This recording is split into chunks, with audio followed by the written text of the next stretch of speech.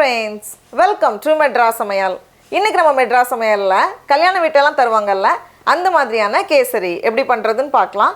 இது வந்து ரொம்ப நல்ல சாஃப்ட்டா அந்த ரவையோட டெக்ஸ்சரோட ரொம்ப சூப்பரா இருக்கும். நம்மளோட தமிழ் புத்தாண்டுக்கு ரொம்ப ஈஸியா பண்ணக்கூடிய ஒரு சூப்பரான ஸ்வீட்.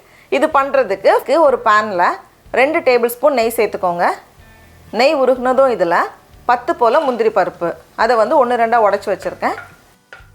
முந்திரி பருப்பு கொஞ்சம் பொன்னிறம் ஆனதும் இதில் 2 டேபிள்ஸ்பூன் போல் உலர்ந்த திராட்சை எடுத்துருக்கேன்.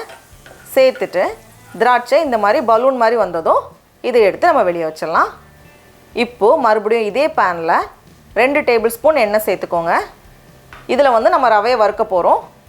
நான் இன்றைக்கி 1 கப் ரவை எடுத்திருக்கேன். இப்போ இதை வந்து நம்ம உள்ளே சேர்த்துட்டு கொஞ்சம் மிதமான சூடில் வச்சுட்டு நல்லா வறுக்கணும். ரவையோட கலர் மாறாமல் கொஞ்சம் கம்மியான சூடில் வச்சுட்டு நம்ம வறுக்கும்போது நல்லா உதிரியாக வரும். இப்போ பாருங்கள், எண்ணெய் எல்லாம் ரவையில் கோட் ஆகி கொஞ்சம் நரையாக இந்த மாதிரி வரணும். இந்த மாதிரி ஃபுல்லாக எண்ணெய் கோட் ஆகும்போது தான் கேசரி நல்லா ஆறுனதுக்கப்புறமும் ரவையோட டெக்ஸ்சர் அப்படியே இருக்கும். இப்போது ஒரு பேனில் 3 கப் தண்ணி சேர்த்துக்கோங்க. 1 கப் ரவைக்கு 3 கப் தண்ணி சேர்த்துருக்கேன். ரவையை நம்ம வறுக்கும் போதே சைட் பை சைடு நம்ம இது பண்ணோன்னா சரியாக இருக்கும்.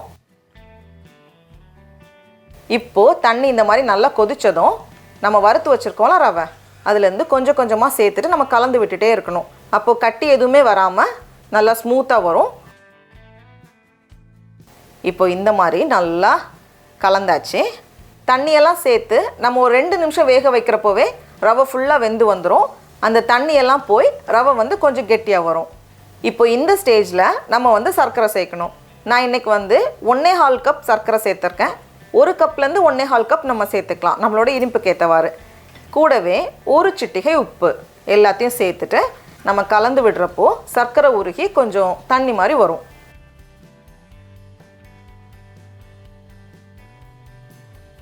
இந்த மாதிரி ஒரு வாட்டி கலந்ததுக்கப்புறமா இதில் கலருக்காக நான் வந்து கொஞ்சம் மஞ்சள் கலர் கேசரி பவுடரை கொஞ்சம் தண்ணியில் கலந்து வச்சுருக்கேன். அதை சேர்த்துட்டு மறுபடியும் நம்ம வந்து ஒரு வாட்டி கலந்து விட்டுட்டோன்னா கலர் வந்து சமமாக எல்லா பக்கத்துலேயும் போயிடும். அப்படி இல்லைன்னா நம்ம வந்து தண்ணி கொதிக்க வைக்கிறப்பவும் சேர்த்துக்கலாம். ஆனால் எனக்கு வந்து கொஞ்சம் கடைசியாகவே கலர் சேர்த்து பழகிடுச்சு, அதை நான் இந்த ஸ்டேஜில் சேர்த்துருக்கேன்.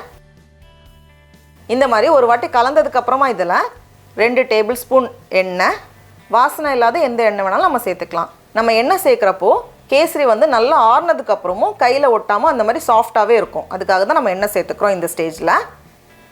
கூடவே 2 டேபிள்ஸ்பூன் நெய், நம்ம வறுத்து வச்சுருக்க முந்திரி பருப்பும் கிஸ்மிஸ் பழமும், 1/2 டீஸ்பூன் ஏலக்காய் தூள் எல்லாத்தையும் சேர்த்துட்டு மறுபடியும் நம்ம வந்து நல்லா கலந்து விட்டுடலாம். அப்போ வந்து இந்த எண்ணெய் நெய் எல்லாம் உள்ளே போய் கேசரி வந்து நல்லா சாஃப்டாக வரும்.